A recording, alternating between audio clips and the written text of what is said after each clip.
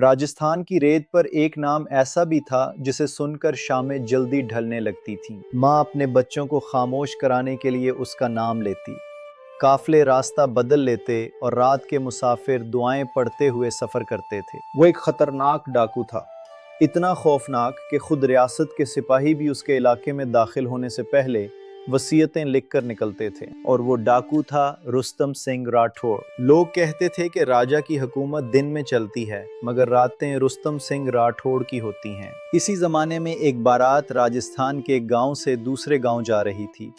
ڈھول کی تھاپ، اونٹوں کی گھنٹیاں، عورتوں کے گیت اور دلہے کے دوستوں کی ہنسی پورے صحرا میں گونج رہی تھی، مگر جوں جوں سورج ڈھلنے لگا قافلے کی خوشی خاموشی میں بدلنے لگی، کیونکہ سب جانتے تھے رات سے پہلے منزل نہ ملی تو پھر شاید منزل کبھی نہ ملے۔ اصل منصوبہ یہ تھا کہ راستے میں ایک جان پہچان کی بستی میں قیام کیا جائے گا، مگر قسمت کو کچھ اور منظور تھا۔ اونٹ سست پڑ گئے، راستہ طویل ہو گیا اور شام اندھیرے میں بدلنے لگی۔ اب ہر شخص بار بار پیچھے مڑ کر دیکھتا تھا، کوئی اپنے زیورات کپڑوں میں چھپا رہا تھا، کوئی رقم جوتوں میں ڈال رہا تھا اور کوئی دل ہی دل میں آخری دعائیں مانگ رہا تھا۔ پھر اچانک دور صحرا میں گرد اٹھی، گھوڑوں کی ٹاپیں سنائی دیں اور چند لمحوں بعد تلواریں چمکنے لگیں۔ ڈاکو ڈاکو! یہ لفظ سنتے ہی سب کی روح جسم سے نکل گئی، یہ لفظ سنتے ہی جیسے سب کی روح جسم سے نکل گئی۔ ڈاکوؤں نے پل بھر میں پورا قافلہ گھیر لیا، کوئی رونے لگا، کوئی ہاتھ جوڑنے لگا اور کوئی زمین پر بیٹھ کر اپنی قسمت کو کوسنے لگا۔ لوٹ مار شروع ہو گئی، زیورات، رقم، سامان سب چھینا جانے لگا۔ اسی دوران چند ڈاکوؤں ایک دلہن کو پکڑ کر ڈاکوؤں کے سردار یعنی رستم سنگھ راٹھوڑ کے سامنے لے آئے۔ سردار، یہ زیورات نہیں اتارتی۔ سردار غصے سے آگے بڑھا، مگر جیسے ہی اس کی نظر دلہن کے چہرے پر پڑی وہ اچانک رک گیا۔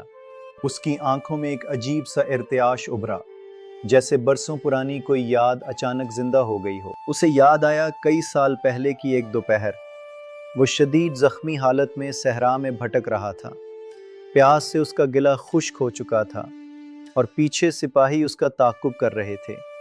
اسے لگ رہا تھا کہ اب شاید وہ زندہ نہ بچے۔ تب ایک 12-13 سال کی لڑکی کنویں سے پانی بھر کر واپس جا رہی تھی۔ اس نے اس اجنبی کو دیکھا، خوف زدہ بھی ہوئی مگر پھر بھی رک گئی۔ ڈاکو نے کانپتی آواز میں صرف اتنا کہا تھا، پانی، اور اس بچی نے بغیر کچھ پوچھے اپنا گھڑا اس کے آگے کر دیا تھا۔ وہ پانی اس وقت اس کے لیے صرف پانی نہیں تھا، زندگی تھا، اور آج وہی لڑکی دلہن بن کر اس کے سامنے کھڑی تھی۔ رستم سنگھ راٹھوڑ کچھ لمحے خاموش رہا، پھر دھیمی آواز میں بولا، تم نے کئی سال پہلے ایک نیکی کی تھی، یاد ہے؟ لڑکی نے غور سے اسے دیکھا، اسے بھی سب کچھ یاد آ گیا۔ لڑکی نے چند لمحے خاموش رہ کر اس کی طرف دیکھا، اس کی آنکھوں میں خوف تو تھا مگر نفرت نہیں تھی۔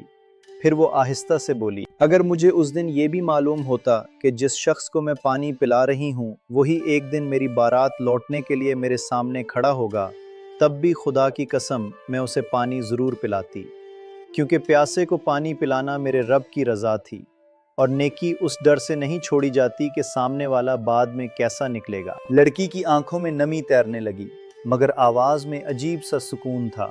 وہ دھیرے سے بولی، آپ نے آج ہمارے ساتھ جو کچھ کیا، اس کے باوجود اگر وقت دوبارہ پلٹ جائے اور آپ پھر اسی صحرا میں پیاس سے تڑپتے ہوئے مجھے مل جاؤ تو میں آج بھی تمہیں اپنے ہاتھوں سے پانی پلانے کے لیے تیار ہوں، کیونکہ نیکی انسان چہروں کو دیکھ کر نہیں کرتا، اپنے رب کو دیکھ کر کرتا ہے۔ یہ جملہ سن کر جیسے صحرا کی ساری گرمی اس سردار کے چہرے پر آ گری۔ وہ شخص جس کے نام سے بستیاں کانپتی تھیں آج ایک لڑکی کے احسان کے سامنے جھک گیا تھا۔ اس نے فوراً تلوار نیچے پھینکی اور زور سے حکم دیا، جو کچھ لوٹا ہے سب واپس کرو۔ ڈاکو حیران رہ گئے مگر سردار کی آنکھوں میں پہلی بار شرمندگی تھی۔ اس نے صرف سامان واپس نہیں کروایا بلکہ اپنے خزانوں میں سے بھی بہت سا مال دلہن کو دیا اور خود گھوڑے پر ان کے قافلے کے ساتھ چلتا رہا تاکہ راستے میں کوئی اور انہیں نقصان نہ پہنچا سکے۔ لوگ حیرت سے اسے دیکھتے رہے۔